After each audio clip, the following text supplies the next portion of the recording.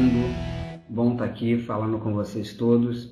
Meu nome é Luiz Anunciação, eu sou psicometrista e eu estou aqui hoje especialmente para falar sobre avaliação psicológica. A avaliação psicológica não é um tema especial para mim, na verdade é o único tema que eu sei falar. Eu sou formado em psicologia e eu atuo com uma área da psicologia chamada psicometria. Psicometria, em linhas grossas, é como se fosse aquela parte da matemática aplicada à psicologia. Então a gente tenta o tempo inteiro medir fenômenos psicológicos, medir basicamente tudo. Eu vou tentar trazer essa palestra de uma maneira bastante lúdica, bastante simples, tentar trazer algumas coisas criativas, mas de uma maneira muito geral, tentar ser breve, sem, no entanto, ser rasteiro, sem ser pequeno. No primeiro momento, eu preciso agradecer ao professor João Oliveira, à professora Beatriz Acâmpora, porque nós todos concordamos que Carl Sagan estava certo. Nós vivemos numa sociedade cada vez mais dependente da ciência, cada vez mais dependente da tecnologia. Só que, não obstante essas duas dependências, da ciência de um lado e da tecnologia de outro, a sociedade cada vez menos sabe de ciência, cada vez menos sabe de tecnologia. Ainda mais ciência psicológica, que as pessoas têm grande dificuldade em diferenciar de outras áreas. Então, se a gente fosse parar para pensar de quem é a culpa pela sociedade não ter tanto conhecimento sobre ciência e tecnologia, a culpa é nossa. A culpa é nossa, não tem outro culpado. A culpa é do pesquisador que em algum momento ele se furta de falar com a sociedade. Falar com a sociedade tem lados positivos, lados negativos, como todas as coisas, mas é fundamental que no dever do pesquisador esteja na agenda dele diária a divulgação da ciência. Então é basicamente por isso que eu estou aqui. Eu vou tentar trazer assuntos relacionados à ciência psicológica, mas principalmente relacionado à avaliação psicológica. Se nós tivéssemos que marcar nessa espécie de questionário, qual seria a opção correta para avaliação psicológica? A que será que a avaliação psicológica pode ser associada? Se vocês separaram, eu coloquei aí itens do dia a dia, porque a avaliação e a avaliação psicológica, no meu entendimento, são coisas do dia a dia. Se a gente for parar para pensar na sociedade como um todo, há um tempinho atrás, quando eu ligava para a pizzaria e pedia uma pizza, o cara me falava que ia demorar algum tempo. Mais ou menos ele fala o seguinte, vai ser rápido, daqui a pouco chega aí. Hoje eu não quero mais que ele me diga que vai ser rápido, eu quero algo mais preciso, eu quero que ele me diga quanto tempo vai demorar. Se nós fôssemos hoje a um médico, nós não aceitaríamos que ele nos falasse que nós estamos bem ou não bem. Nós queremos indicadores mais precisos em relação à nossa saúde. Então, de certa forma, tudo começou a ser mais preciso. Estou confundindo as palavras. Tudo começou a tornar-se mais preciso. Esse fenômeno de tornar mais precisos, esse ambiente de tornar mais precisos os fenômenos é um ambiente em que a psicologia se insere, é um ambiente em que a psicologia acompanha. Se fôssemos pensar em avaliação psicológica, será que, de fato, o Wesley Safadão é somente 1% de Safadão e aquele resto por cento, aqueles 99% que faltam de anjo? O quanto é estar próximo de uma pessoa? O que significa estar feliz e será que felicidade é possível ser medida? Eu moro no Rio de Janeiro e aqui no Rio de Janeiro tem um comportamento bastante típico do carioca, é que perto do pôr do sol, eles vão até a praia e começam a aplaudir o pôr do sol. O que será que isso está falando? Será que quando nós aplaudimos o pôr do sol, nós estamos felizes? Como é que será que a gente consegue fazer para medir os fenômenos do mundo? É basicamente isso que eu quero trazer para vocês. Como eu falei logo no início, meu nome é Luiz Anunciação, eu sou professor de psicologia, trabalho na PUC, faço parte de um laboratório de pesquisa relacionado à psicometria e à neurociência e reparei que eu tenho uma grande dificuldade em escrever. Por exemplo, bater palma para o pôr do sol, faltou o acento circunflexo no ar. Essa nova gramática tem feito com que eu fique cada vez mais analfabeto. Mas em relação à avaliação psicológica, eu acho que ainda consigo falar um pouquinho para vocês. Bom, quando a gente pensa em avaliação psicológica, a gente tem que traçar um panorama histórico em relação à medida em psicologia. Esse panorama histórico é muito interessante e mostra toda a incursão que a psicologia teve na área da medida. Se a gente fosse parar para pensar sobre medida de uma maneira geral, eu vou passar para o próximo slide, a gente consegue ver que trabalhar com medida já existe há muito tempo. As ciências chamadas de ciências naturais trabalham com o paradigma da medida há muito tempo. E a psicologia, mais recentemente, a psicologia é uma área recente, em relação ao seu estatuto científico, ela também já começa trabalhando com essa metodologia científica muito baseada na medida dos fenômenos. Aqui nós temos uma imagem do Galileu Galilei, e ele foi uma das pessoas que mais divulgou a medida em ciência, fez tecnologia em relação à medida na ciência. O Galileu é um célebre físico, ele é responsável por diversas descobertas e diversas tecnologias. O telescópio, com esse tipo de aparelho, a gente conseguia ver a Lua, por exemplo. Aqui a gente pode chamar de luneta também, não é? E a gente consegue comprar isso no Mercado Livre. Então, existem tecnologias que fazem com que a gente consiga nos aproximar de outros objetos e também estimar as distâncias, estimar a movimentação, estimar o tamanho. Esse tipo de instrumento, esse tipo de tecnologia fornece ao pesquisador condições melhores para falar sobre diversos fenômenos. Em psicologia isso é muito importante. Quando a gente trabalha em psicologia, a psicologia é uma área que trabalha quase que o tempo inteiro em relação à saúde, principalmente à saúde mental das pessoas. Se nós não tivermos instrumentos, se nós não tivermos tecnologia em relação à avaliação, acaba que os nossos diagnósticos, os nossos posicionamentos acerca de fenômenos psicológicos, eles acabam por cair no senso comum. E é justamente isso que a gente quer evitar quando a gente trabalha com saúde, principalmente saúde mental. Nessa foto de Galileu, ao lado tem uma outra pessoa. Essa pessoa é extremamente importante na área de psicologia. Tão importante que foi uma das pessoas que primeiro presidiu uma associação chamada Associação de Psicometria Americana. Psicometria, como falei logo no início, é uma área da psicologia que se esmera em avaliar funções psicológicas e também os instrumentos que nós temos para fazer essa avaliação das funções psicológicas. Esse cara chama-se Thorndike. O Thorndike ele tem uma frase muito célebre em relação à medida em psicologia, que ele fala o seguinte: se algo existe, existe em alguma quantidade. E se existe em alguma quantidade, a gente consegue medir. Então eu fiz uma pergunta logo no início, que é: será que a felicidade pode ser medida?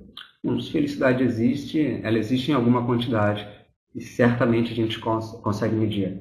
Se alegria existe, ela existe em alguma quantidade, a gente consegue medir. Se medo existe, a mesma coisa, existe em alguma quantidade, a gente consegue medir. De certa forma, tudo que existe pode ser medido, porque tudo que existe em alguma certa quantidade. A pergunta que vem não é se pode ou se não pode ser medido. A pergunta que vem à cabeça é como medir. Quais são os instrumentos que nós usaremos para fazer essa mensuração de um determinado objeto? Isso é muito importante. Isso é uma das áreas mais importantes da psicologia e uma das áreas mais críticas também. Porque, diferente de algumas outras ciências, os nossos instrumentos eles ainda não têm um bom índice de validade e fidedignidade. Falando de uma maneira bastante geral, a balança que nós temos quando vamos a uma farmácia, nos pesamos, essa balança é muito mais precisa que os instrumentos em psicologia. Não é por conta disso que nós deixaremos de usar um instrumento. Não é por conta do atraso de um relógio que nós deixaremos de usar um relógio. Mas isso é muito importante para que a gente entenda que, não obstante termos instrumentos em relação à medida de fenômenos psicológicos, variáveis psicológicas, esses instrumentos ainda estão caminhando. O Thorndike ele foi muito importante. Ele começa essa área da medida em psicologia e ele pega alguns paradigmas clássicos da medida em psicologia. Paradigmas relacionados, por exemplo, ao nível de medida. Nós temos um nível de medida que é puramente qualitativo, que pode ser simplesmente nominal. Por exemplo, se nós fizermos uma pesquisa e avaliarmos pessoas que são psicólogos e não psicólogos, eu posso simplesmente atribuir o número 1 para psicólogos e o número 2 para não psicólogos. É um tipo de medida chamado nível de medida nominal, onde esses números apenas são rótulos àquele atributo que eu estou medindo. Também temos um tipo de medida que também é qualitativo, só que ele é ordinal, ele ordena as coisas. Por exemplo, primeiro, segundo e terceiro. Essa ordenação já mostra uma propriedade matemática diferente desses números, mas não obstante a essa propriedade um pouco diferente, esses números ainda são rótulos de posição.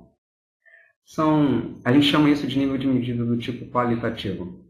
De outro lado, nós temos um nível de medida que é puramente numérico, que é o nível de medida que a física, por exemplo, trabalha, e só psicólogo tem problema em falar sobre esse tipo de nível de medida, porque a gente ainda está caminhando nesse nível de medida.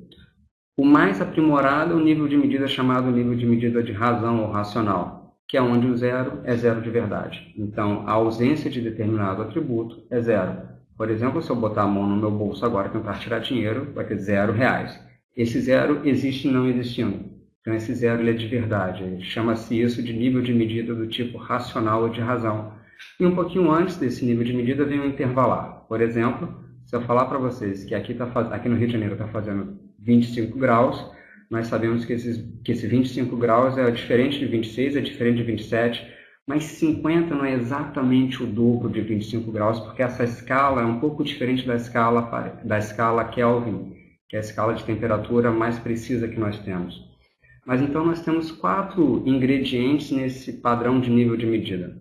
O nível de medida que ele é nominal, onde os números apenas são rótulos das categorias. Um nível de medida ainda qualitativo, só que ordinal, onde os números ordenam as categorias. E depois 2 níveis de medidas que são puramente numéricos, que é o intervalar e o de razão. E onde é que a psicologia entra nesse negócio todo, né?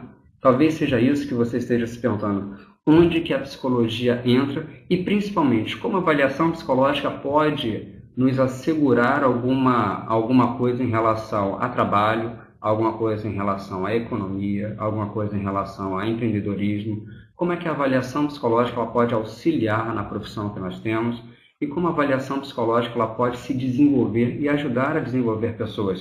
Isso é muito importante. Uma das partes mais importantes que nós temos hoje em dia é trabalhar com capital, que é o capital humano. Quando a gente trabalha com pessoas, primeiro que a gente desenvolve essas pessoas de fato e a gente consegue fazer com que esse capital seja aproveitado.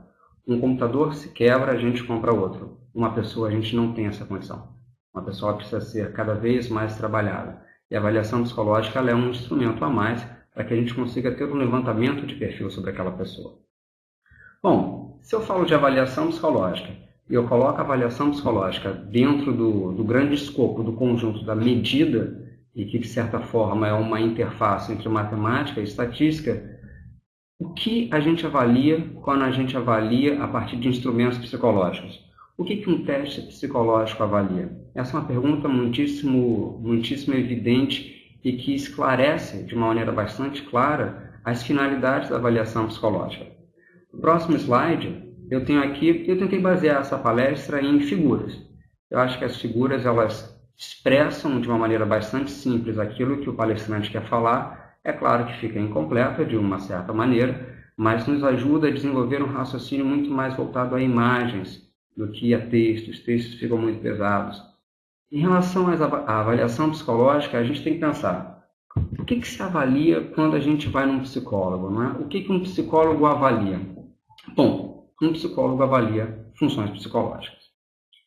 Essa palavra, esse termo, né, funções psicológicas, parece um grande termo guarda-chuva que carrega tudo e não diz grande coisa. Então é importante que, tal como na medicina, a gente consiga separar o que cada uma das especialidades avalia, o que cada um dos psicólogos consegue avaliar, quais seriam as especialidades em psicologia e quais seriam, principalmente, as funções psicológicas. Vou pegar aqui como um exemplo. Se nós pararmos para pensar numa pessoa tem uma altura, uma pessoa tem um peso, mas uma pessoa tem uma inteligência também. Inteligência é uma função psicológica. Não somente uma inteligência, a pessoa tem uma memória. Memória é uma função psicológica, bastante dependente até da atenção, que é uma outra função psicológica. Personalidade é uma função psicológica. Nós temos diversas funções psicológicas. Por exemplo, atenção, memória, pensamento, linguagem, orientação, senso-percepção. Essas funções psicológicas todas pedem um instrumento específico para que elas sejam avaliadas. E ao fim, se nós pararmos para pensar, toda função psicológica ela existe. E se existe em alguma quantidade, a gente consegue medir essa função psicológica. Por exemplo, a memória ela se expressa em uma determinada magnitude. E a gente consegue ver isso a partir de instrumentos que avaliam a memória de uma pessoa. Hoje nós sabemos que esquecer é fundamental. Na verdade, esquecer é tão importante quanto recordar, como diz o neurocientista Ivan Esquerdo. Nós sabemos hoje que a nossa atenção ela tem uma parte que ela é concentrada, que se nós fôssemos definir a atenção concentrada, é a nossa capacidade de focar um estímulo diante de outros estímulos, diante dos demais. Mas também a nossa atenção tem uma parte que ela consegue ser dividida. ou seja, ter uma flexibilidade em relação aos estímulos, conseguir olhar para dois estímulos fazendo uma alternância muito rápida. Nós sabemos hoje que a memória ela também se divide em memória que é de curto e de longo prazo e que elas inclusive têm locais diferentes em nosso sistema nervoso central. Sabemos a partir de algumas validades teóricas que a personalidade ela pode ser dividida em algumas dimensões mais específicas. Hoje nós trabalhamos com um padrão chamado padrão do Big Five, dos 5 grandes fatores de personalidade. Todas as funções psicológicas elas têm que ter duas condições muito especiais. A primeira condição é uma teoria que a defina. A parte da teoria na psicologia é muito importante. Toda teoria define determinado objeto. Toda teoria psicológica define determinada função psicológica. Por exemplo, nós temos uma definição para a personalidade que é diferente da definição que nós temos para a memória, que é diferente da definição que nós temos para agressividade ou habilidades sociais, por exemplo. E se de um lado nós temos uma teoria que define a função psicológica, de outro nós temos um instrumento de medida que parte do pressuposto que toda função psicológica tem uma magnitude. Então ela pode ser captada a partir dos instrumentos psicológicos. Como diz um colega meu, José Aparecido da USP, os testes psicológicos são de fato uma revolução na nossa área, na psicologia. Os testes psicológicos são tecnologias criadas, desenvolvidas pelos psicólogos, que permitem com que a gente responda de uma maneira mais objetiva a diversas situações. Por exemplo, quem será que tem mais criatividade, jovens ou adultos? Só dá para saber isso fazendo uma avaliação psicológica. Será que a velocidade do pensamento é diferente entre homens e mulheres? Também só dá para fazer isso a partir de avaliação psicológica. Qual que será a idade no qual nós esperaremos um declínio em relação à memória? Um declínio muito natural, muito esperado. Eu só consigo responder isso a partir de avaliação psicológica. Do contrário, eu vou dar uma definição e eu não vou ter como falar dessa definição a partir de números. Então, a avaliação psicológica, quando feita por testes psicológicos, é justamente a utilização de tecnologia para dar respostas em relação às funções psicológicas. E não somente as funções psicológicas, porque normalmente quem pergunta isso não é somente o psicólogo, mas sim, eu vou trazer alguns casos daqui a pouquinho, mas quem faz muitas perguntas em relação à área da psicologia são pessoas de fora da própria psicologia. Por exemplo, quem será que no momento de crise econômica conseguirá ver essa crise como uma alavanca para o empreendedorismo? Normalmente quem faz esse tipo de pergunta é o administrador, não é o psicólogo. Será que uma criança novinha, fruto de uma separação entre os pais que não está sendo muito amigável, será que ela fica melhor? Será que ela vai se desenvolver melhor na casa do pai ou na casa da mãe? Quem vai fazer essa pergunta normalmente não vai ser um psicólogo, vai ser um juiz. Será que aquele requerente à Carteira Nacional de Habilitação, ele tem capacidade atentiva necessária para guiar um veículo automotor, para conduzir um veículo automotor? Essa pergunta é feita pelo Estado. Então, a avaliação psicológica ela assessora o Estado. O Brasil, eu costumo comentar, um dos poucos países onde o juiz ele solicita ao psicólogo, um técnico, um parecer sobre determinada situação. Então, dado uma condição de pergunta ao juiz, ele solicita que o técnico responda. E na nossa área, na psicologia em geral, as nossas respostas elas têm um peso muito grande. Não somente um peso em relação à técnica que nós usamos, mas também um peso em relação às consequências que são advindas dessa técnica. De uma maneira bastante simples, uma pessoa que está sem emprego hoje é uma pessoa que ela tem os indicadores de saúde mental mais prejudicados do que uma pessoa que tem emprego. É meio que terreno comum acadêmico saber que falta de emprego tem efeito em saúde mental, um efeito a prejudicar alguns indicadores relacionados à saúde mental. Vamos imaginar que uma pessoa solicite uma vaga no Recursos Humanos e, diante dessa solicitação, o psicólogo faça uma avaliação inadequada. Isso não significa somente que o psicólogo fez uma avaliação inadequada. Isso significa, de fato, que esse psicólogo pode ter prejudicado essa pessoa. Então, a avaliação psicológica ela é muito mais do que uma técnica, ela é um ato de responsabilidade.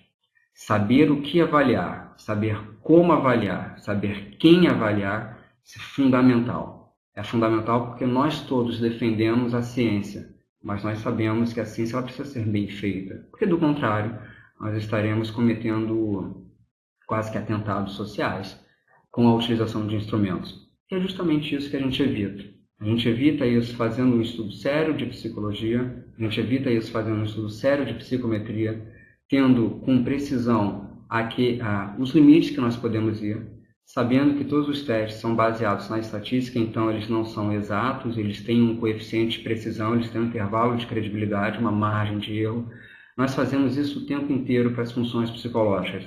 E lembrando, função psicológica não é simplesmente algo que existe no mundo dissociado da realidade. É algo influenciado pela realidade o tempo inteiro. Se eu passar o próximo slide, e aqui tendo um panorama geral do que é avaliação psicológica e como ela pode auxiliar a sociedade, a gente pode se perguntar o seguinte: ok, Luiz, nesse momento eu sei o que uma avaliação psicológica é, eu sei o que são funções psicológicas, eu tenho listado algumas funções psicológicas, agora, como isso funciona? E será que isso realmente funciona? Nós temos duas áreas que, não obstante serem próximas, elas têm diferenças. Se nós fôssemos pensar que a avaliação psicológica na ponta da lança, ela dá origem a um teste psicológico, como o teste palográfico, como o QATI, como o IFP2, como o BFP, como testes psicológicos variados, a gente sempre vai se perguntar, será que esse teste realmente é bom mesmo? Será que as pessoas avaliadas nesse teste, elas têm um resultado compatível e realístico em relação àquilo que foi avaliado? Então, se os testes psicológicos funcionam, como é que a gente consegue provar que esses testes psicológicos funcionam? Qual o processo que passa um teste psicológico antes dele ser chamado de teste psicológico? Então, não obstante serem duas áreas muito próximas, testes psicológicos e psicometria estão no mesmo processo, mas não são as mesmas coisas. Comentava ontem com o professor João sobre a palestra de hoje, que o público é um público que vai se dividir entre entusiastas da psicologia e psicólogos de fato. Vou tentar falar de psicometria e testagem psicológica sem ser enfadonho, sem ser totalmente técnico, mas sem ser também muito raso. Então vamos parar para pensar da seguinte forma. Tudo começa com uma característica ou com um traço latente, como nós chamamos hoje em dia.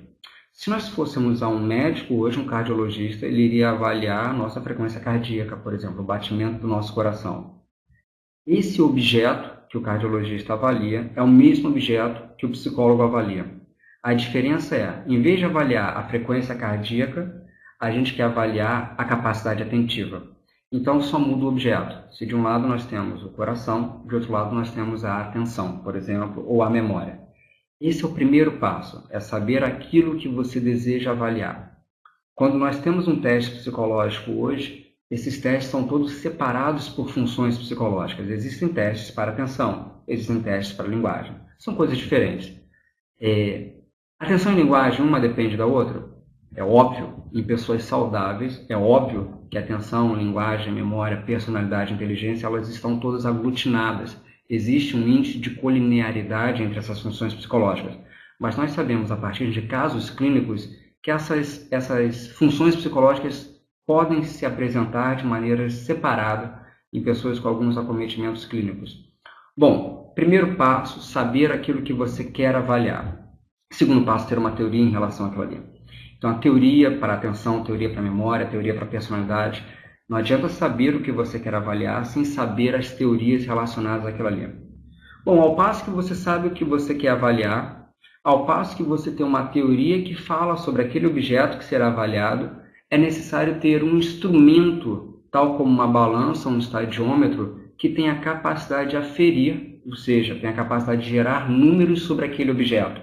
Da mesma forma que um estetoscópio vai gerar números sobre determinado objeto, um teste psicológico vai gerar números sobre determinada função psicológica. Esse teste psicológico ele é construído de uma maneira muito inicial, numa maneira preliminar, que inclusive é chamado de instrumento piloto. Esse instrumento piloto ele precisa de um público para ser respondido. Esse público ele vai ser totalmente construído a partir da estatística. Um público ele é uma parte de uma população, então é uma amostra. Essa amostra ela deve ser representativa. Essa amostra deverá ser submetida ao instrumento psicológico. Ao passo que essa amostra é submetida a um instrumento psicológico, nesse primeiro momento nós sabemos se o nosso teste é bom ou se não é bom, se ele é difícil de entender ou se não é difícil de entender, se ele foi bem construído ou não, se ele pode ser analisado e o resultado que será advindo dessa análise vai ser um resultado compatível com a realidade ou não, se não tem o menor sentido. Essa primeira parte é muito importante para que a gente consiga assegurar que o teste tem validade de um lado, ou seja, ele mede aquilo a qual ele foi construído, mas também que ele seja um teste preciso, que os indicadores numéricos desse teste eles sejam estáveis em relação ao tempo. Nada pior do que você subir hoje numa balança, apresentar um peso, não fazer absolutamente nada, amanhã subir na mesma balança e ter outro peso totalmente diferente. Essa precisão é que a gente quer nos testes psicológicos, e ela vem depois da validade. Então a gente precisa ter um objeto bem definido, nós precisamos ter um modelo piloto desse instrumento psicológico, desse teste, e uma amostra representativa da população para que seja submetida a esse instrumento. Se tudo for bom, se não tiver nada a corrigir, se esse teste já de primeira, quase nunca acontece desta forma, se esse teste já de primeira ele mostrar que ele foi bem compreendido, ele mostrar que tem uma validade teórica, uma validade em relação àquilo que ele mede, uma precisão numérica, ele poderá ser chamado de teste psicológico. Claro que um teste psicológico ele também é sujeito a determinações legais. Não obstante eu ter um teste psicológico aqui na equipe da PUC, eu só consigo utilizar esse instrumento de uma maneira chancelada pela legislação se eu submeter esse meu instrumento ao Conselho Federal de Psicologia. É no Conselho Federal de Psicologia que eles vão decidir e vão chegar a um parecer sobre esse meu instrumento.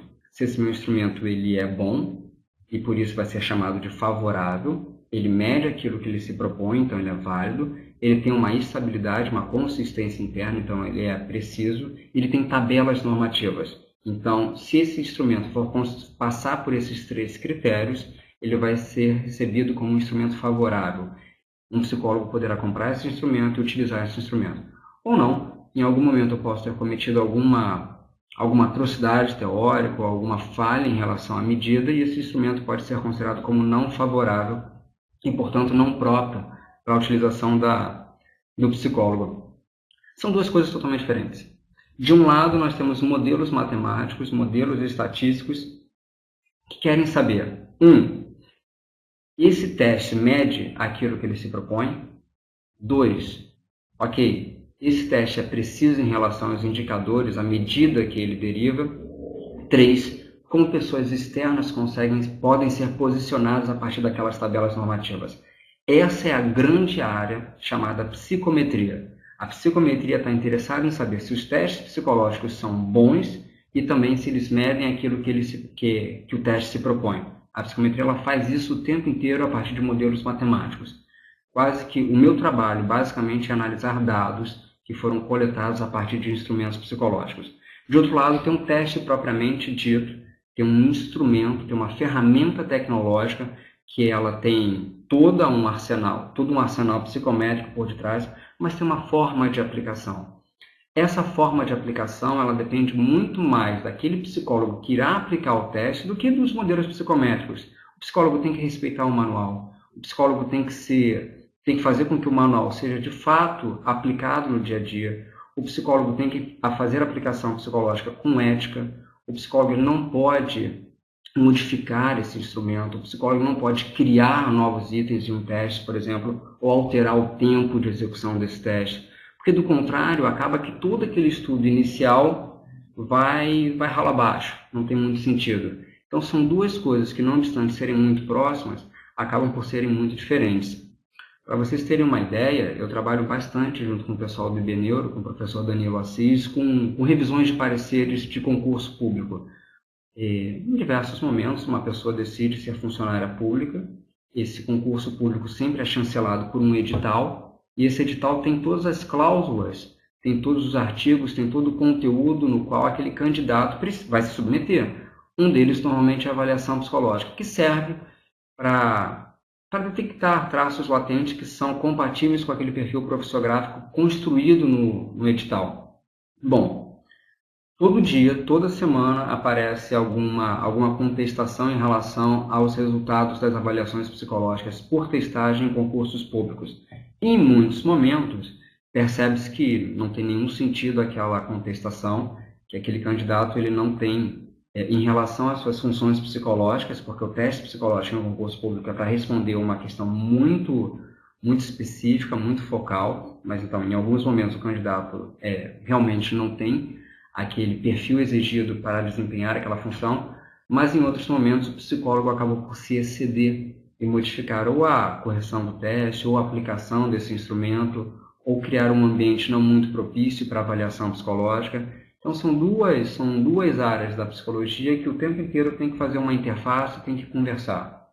No primeiro momento são psicometristas como eu, que trabalharão de uma maneira bastante intensa, até diversas madrugadas, fazendo análises estatísticas e psicométricas em relação àquele instrumento.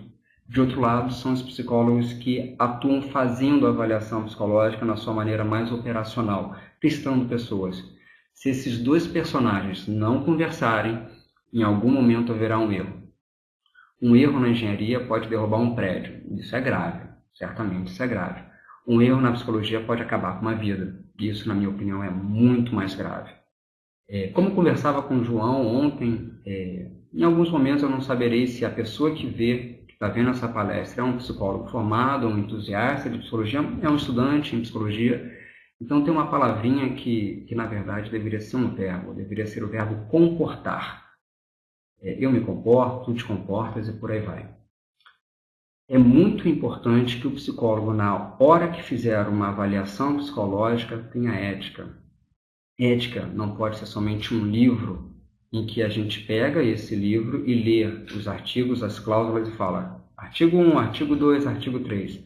A ética tem que ser muito mais do que um livro. A ética é uma ação diária, principalmente nessa área que nós temos um instrumento que dará respostas das mais diversas às demandas sociais. Aí você pergunta, tudo bem, Luiz, se a gente fosse fazer um diagrama de Ishikawa, como a gente fala em administração, provavelmente nesse momento você sabe que são avaliações psicológicas, sabe que um tipo de avaliação é feita por testagem. Essa testagem sempre se direciona a um objeto psicológico, a uma característica que hoje em dia nós chamamos de traço latente. Essa testagem ela é um instrumento e ela vem para responder diversas situações. Situações que não são essas somente, como eu coloquei logo no início, se o Wesley é 99% anjo e 1% safadão. Situações que são muito mais sérias do que essas. Situações como, será que uma pessoa ela tem a habilidade psicológica necessária para conduzir um veículo automotor? Eu gostaria de pegar uma carona com uma pessoa que eu tivesse pelo menos uma probabilidade uma chance maior dela não ser desatenta, porque eu sou desatento e eu sei a tragédia que eu posso fazer no trânsito. Eu gostaria de, na minha empresa, conseguir selecionar a pessoa mais adequada para um determinado cargo específico. Porque se eu for pegar uma pessoa para trabalhar num fluxo financeiro, por exemplo, essa pessoa tem que ter habilidade matemática, tem que ter o raciocínio veloz em relação a números, que é totalmente diferente se eu tivesse uma empresa, algo relacionado com artes, com criação. Se de um lado eu tenho um cargo, por exemplo, que precisa de uma pessoa com grande atenção ou grande habilidade numérica, de outro lado eu preciso de alguém mais extrovertido, por exemplo, que vai iniciar novas conversas, novos negócios. Eu preciso de um gestor que consiga ter uma habilidade social maior do que outra pessoa. Eu dou aula, então preciso ter uma habilidade verbal maior do que a média. Se de um lado, eu acabei de falar que a avaliação psicológica ela deve ser feita com ética, de outro lado, a avaliação psicológica ela deve ser feita com foco.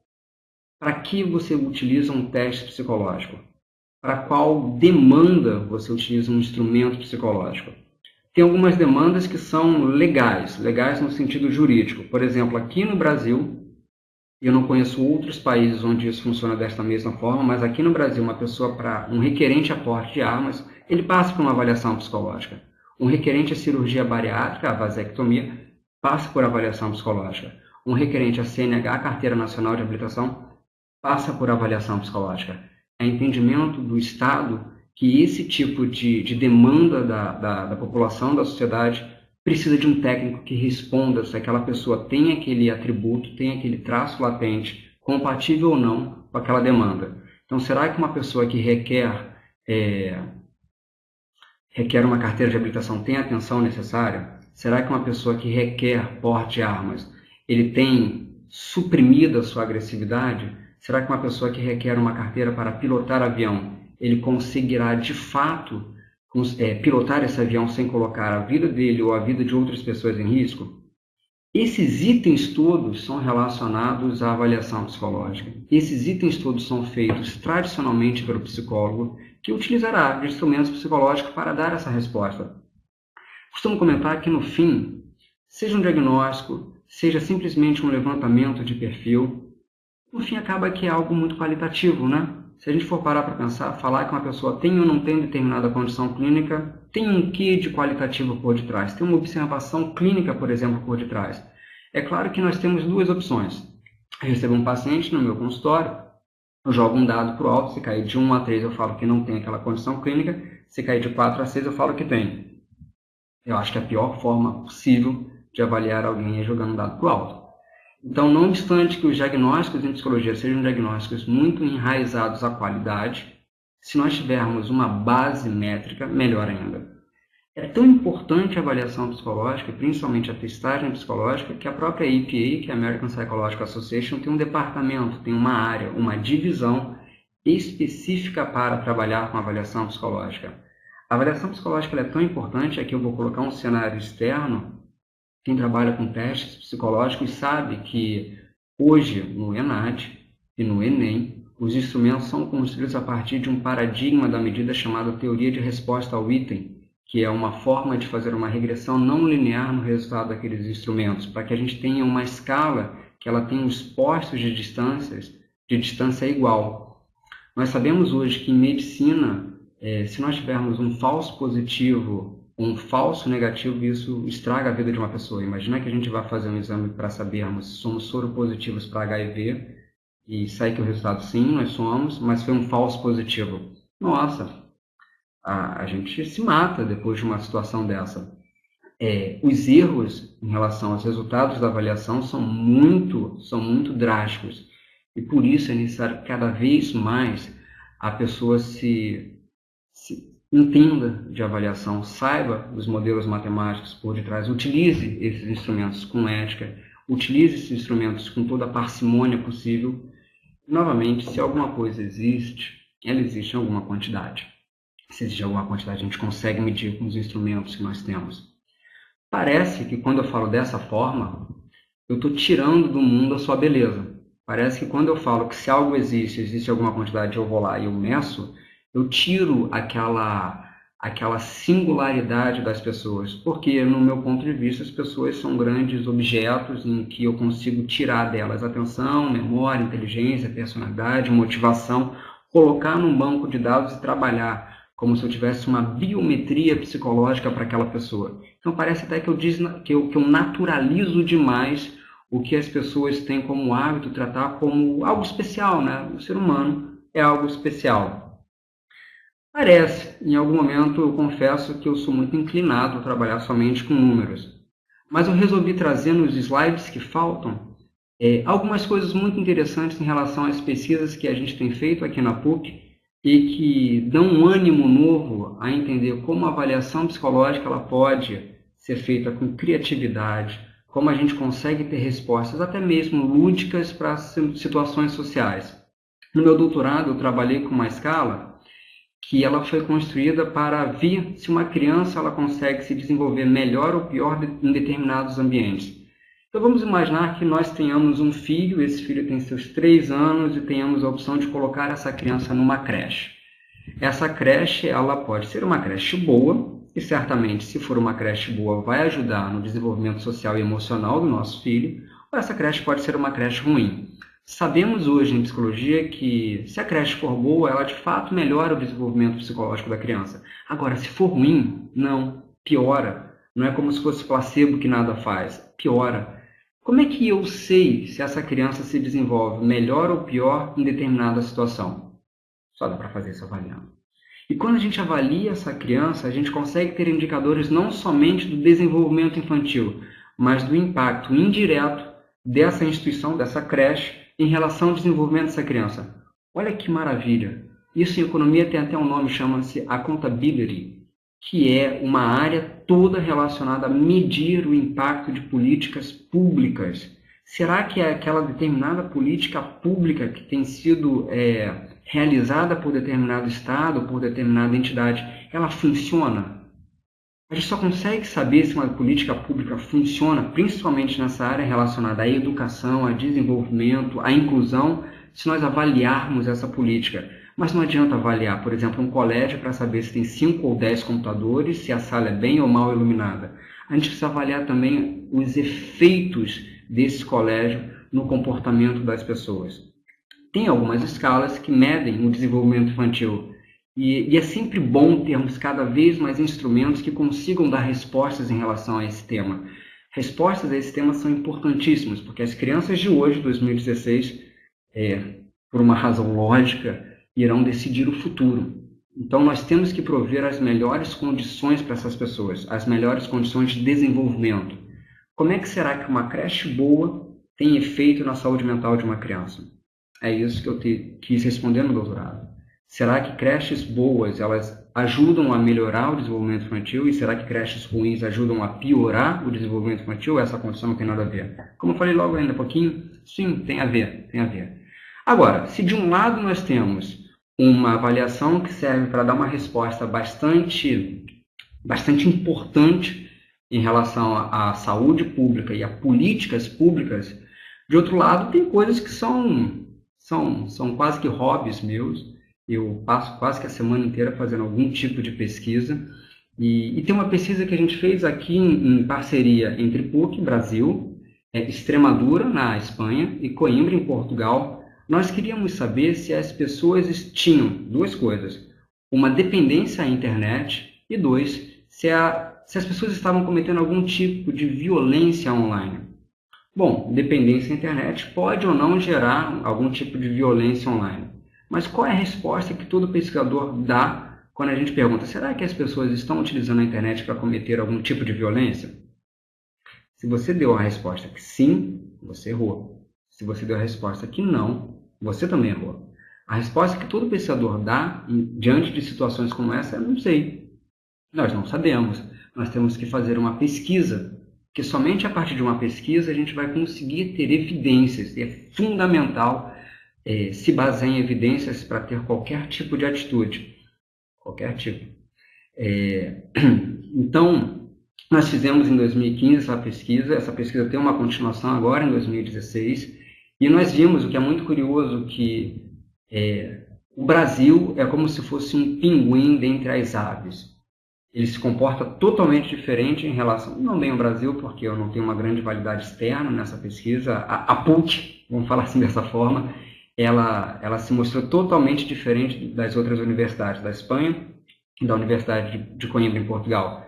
As pessoas têm uma dependência à internet muito maior e as pessoas têm uma agressividade em relação na utilização da internet também extremamente maior do que Portugal e Espanha.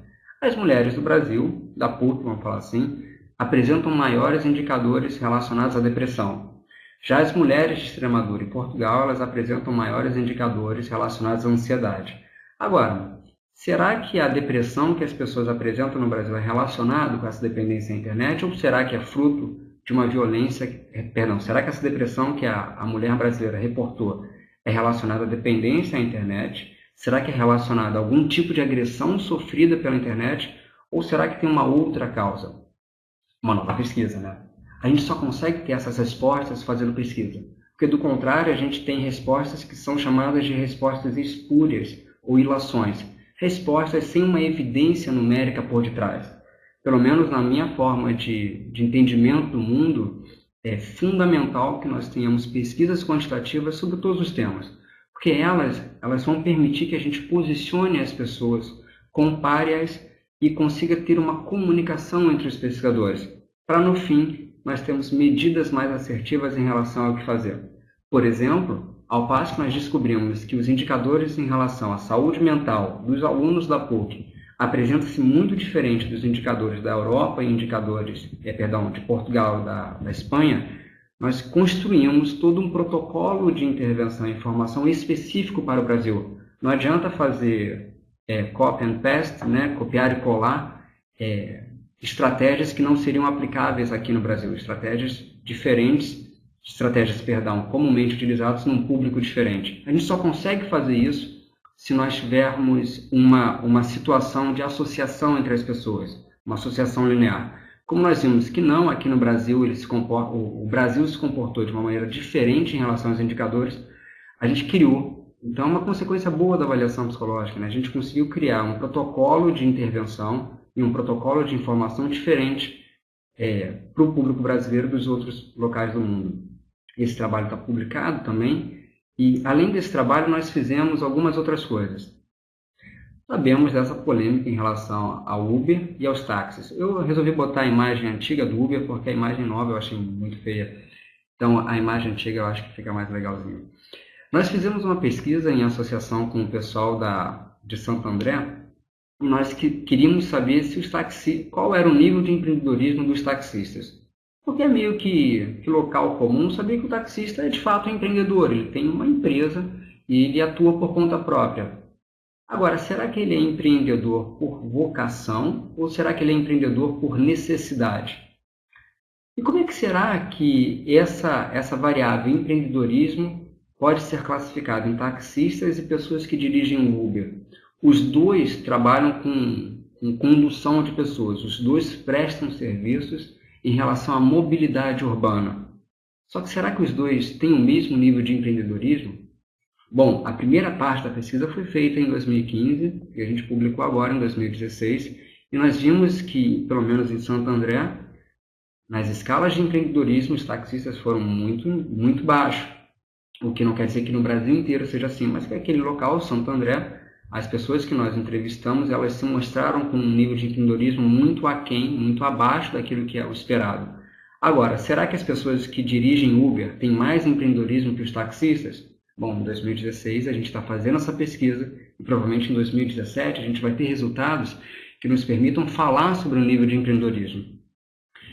Bom, ciência é criativa. Eu sou uma das pessoas que mais utiliza da ciência para finalidades muito particulares e muito criativas. Uma das atividades que eu mais faço é correr. Então, eu moro em Copacabana, então eu sou uma dessas pessoas que acorda cedo e corre de Copacabana até o Leblon e volta, quase que todo dia. Na verdade, se eu não correr num dia, o nível de obsessão é tanto que no dia seguinte tem que fazer o dobro mais um pouquinho, para compensar, como se fosse uma punição, né? Agora, eu vi que na Polônia, em 2015, um pesquisador da área de psicologia também, ele fez o seguinte desenho de pesquisa. Ele pegou corredores atletas, maratonistas, ou seja, corriam 42 quilômetros, e esse pesquisador queria saber como é que esses corredores mensuravam a dor. Porque hoje nós sabemos que a dor depende não somente do estímulo externo, mas sim da valoração interna que você dá para ela. Bom, uma mulher consegue entender isso muito mais claro do que um homem, porque a dor do parto é insuportável. Mas não obstante a dor ser muito forte, não é uma dor ruim. O que ele fez lá na Polônia? Ele pegou vários estagiários de psicologia e correram atrás desses corredores tão logo eles completassem uma maratona. E eles viram que lá na Polônia, os corredores eles têm primeiro passo que ele descobriu, que o corpo quente dói pra caramba, só que depois de algum tempo, se o evento que gerou essa dor é um evento positivo, como completar uma maratona, as pessoas esquecem. Então ele foi lá com os estagiários de psicologia e mediu a dor das pessoas a partir de autorrelato. Então eles perguntavam, e aí? De 0 a 10, onde 0 é dor nenhuma, 10 é a pior dor do mundo, o quanto você tem dor agora? E o cara falava, por exemplo, 8. Passava-se 6 meses e esse mesmo sujeito era contactado por e-mail e esse pesquisador perguntava, olha só, naquele momento em que você completou a maratona, quanto que você estava com dor, hein? O que se esperou? Que a pessoa falasse 8, a pessoa fosse lembrar da dor que ela teve. Na verdade, o que aconteceu foi justamente o contrário. A pessoa, assim que ela acabava a maratona, ela falava, bom, estou com 8, 9 de dor, mas 6 meses depois, quando ela recordava daquele evento, ela falava, eu acho que eu tive uns 3, 4, por aí de dor. Bom, eu como sou corredor, eu falei, poxa, eu tenho que replicar essa pesquisa aqui na PUC. E fiz isso. Em 2015, os estagiários de psicologia que correram atrás dos maratonistas da meia maratona e da maratona do Rio de Janeiro, e perguntaram, e aí, quanto é que você tem de dor? As caras falavam a mesma coisa, 8, 9, uma dor insuportável, porque correr 42 quilômetros é uma dor insuportável. Passaram-se 6 meses, e agora, em fevereiro, a gente entrou em contato novamente com esses maratonistas e perguntamos, e aí, quanto é que você estava com dor? E os caras falaram 5, 4, mas o curioso é, se nós separássemos os grupos, nós fizemos isso nas análises estatísticas, um grupo de homens e um grupo de mulheres, e víssemos o relato desses dois grupos, nós constatamos algo muito interessante. Então, tentando explicar aqui com lógica estatística, tá bom? Será que sexo interfere na percepção da dor a partir do autorrelato? Sexo é a nossa variável independente e percepção da dor a partir do autorrelato é a nossa variável dependente. Será que sexo, variável independente, interfere na percepção da dor via autorrelato, variável dependente? Olha que bacana. Aqui no Brasil apareceu uma situação diferente. As mulheres reportaram menor dor do que os homens. Então o cara corria 42 km e falava, estou com 8 de dor, está insuportável. As mulheres corriam 42 km e falavam, uns 3, 4, por aí, não mais do que isso. 6 meses depois elas também reportavam menos dor ainda. Então foi algo interessantíssimo mesmo, porque isso é um pouquinho contraintuitivo e até mesmo contra uma literatura majoritária que fala que os homens sentem menos dor do que as mulheres. Aqui, pelo menos para o nosso público de corredores, foi diferente. Claro que esse público não é uma amostra representativa. É um estudo inicial, um estudo preliminar, uma amostra de conveniência. A amostra de conveniência, se você não é da estatística, é uma amostra feita por oportunidade do pesquisador. São aquelas pessoas que estão mais próximas, porque em alguns momentos é muito difícil você correr atrás dos participantes, literalmente correr atrás dos participantes nesse caso. E nós reparamos uma outra coisa, que aqui no Brasil, quando as pessoas completavam a maratona, os estagiários aqui da PUC corriam atrás dos caras e perguntavam quanto você tem de dor, mas também faziam uma escala chamada escala de afetos positivos e negativos, que é uma escala onde a pessoa mensura de 0 a 10, numa escala onde 0 é nada e 10 é o maior afeto do mundo, algumas características positivas e algumas características negativas. Características negativas como eu me sinto humilhado nesse momento, que a pessoa poderia marcar de 0 a 10. E características positivas como eu me sinto feliz nesse momento, e a pessoa poderia marcar de 0 a 10. Nós reparamos que, em relação às características positivas, como eu me sinto corajoso, me sinto excitado, me sinto com energia, homens e mulheres não mostraram uma diferença estatisticamente significativa. Mas em relação às características negativas, como me sinto humilhado, por exemplo, os homens marcaram muito mais do que as mulheres ao fim da maratona. Engraçado, né? Então, as mulheres, além de sentirem menos dor, nesse momento se mostraram muito menos negativas ou com afetos negativos em relação aos homens. E que bacana, não é? Quando a gente faz pesquisa, e principalmente quando a gente parte do pressuposto que se alguma coisa existe em alguma quantidade, a gente consegue medir, muito pelo contrário, a gente não naturaliza o ser humano, a gente simplesmente trabalha com o ser humano da forma como ele é.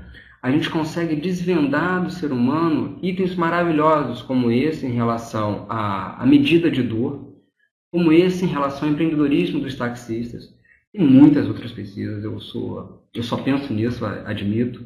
Eu sou fanático por pesquisa, eu adoro números. Se eu pudesse, ficava pesquisando quase que tudo o que tem no mundo, porque a curiosidade matou o gato, mas inventou a ciência. Então, quando a gente trabalha com pesquisa em psicologia e com avaliação psicológica, e avaliação de uma maneira geral, a gente consegue ter novos indicadores, avançar o conhecimento, quebrar tabus, aproximar aquilo que era distante e de forma alguma nós naturalizamos as emoções ou nós tornamos um objeto frio e distante, fenômenos psicológicos. Muito pelo contrário. Na verdade, a valência afetiva, o fenômeno psicológico, essas variáveis todas, elas são quase que naturais do ser humano e não é um número ou um teste ou uma avaliação que vai fazer com que a gente perca a beleza, dela. Uma coisa muito interessante é logo lá no início da apresentação, e a apresentação já está acabando, você vai ter mais 5 minutos só de slides. Logo no início eu coloquei algumas opções para que vocês pudessem falar o que seria uma associação quase que natural da avaliação psicológica, né? E diferente das teorias que são encontradas no livro, eu coloquei coisas do dia a dia, como 50 tons de cinza. Como é que será que a gente mede os tons de cinza para saber se os 50 tons mais escuros são de fato mais escuros? Como é que a gente sabe se uma pessoa, I feel so close to you right now, como é que você está perto o suficiente ou se não está tão perto o suficiente? Uma forma bacana que pelo menos eu acho que a avaliação psicológica ela pode ser entendida é uma forma de ver diferente. Eu coloquei logo no primeiro momento em que as pessoas olhavam para a Lua e cada qual tinha uma teoria sobre a Lua.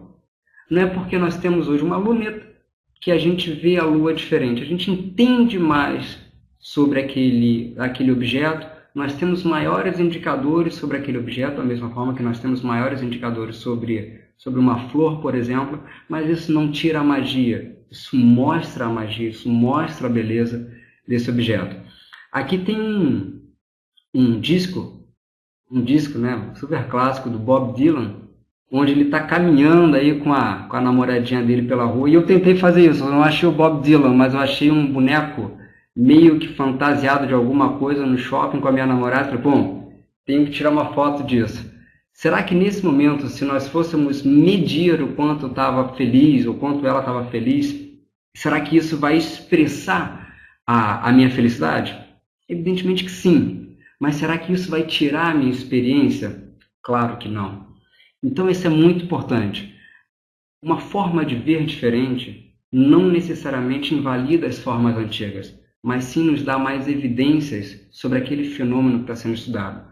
Fenômenos esses que podem ser desde mensuração de políticas públicas até se o cara está feliz ou não no shopping center.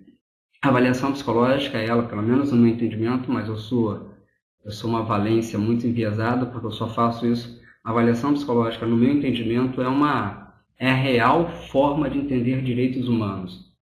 Uma sociedade que cada vez mais é dependente da tecnologia e cada vez mais dependente da ciência, ela precisa ter o conhecimento de tecnologia e de ciência, porque do contrário, nós teremos a fórmula do desastre, a fórmula da tragédia. E é justamente isso que eu tento trazer para vocês, a partir de um convite feito pelo professor João Oliveira, a quem eu deixo meu muito obrigado, da professora Beatriz Acâmpora, a quem também deixo meu muito obrigado. Eu sempre trago comigo algumas marcas, que são marcas essas que eu tenho muita felicidade em divulgar, e marcas essas que fazem parte até mesmo de quem eu sou. Se fossem avaliar Luiz, em algum momento eu ia chegar nesses nomes.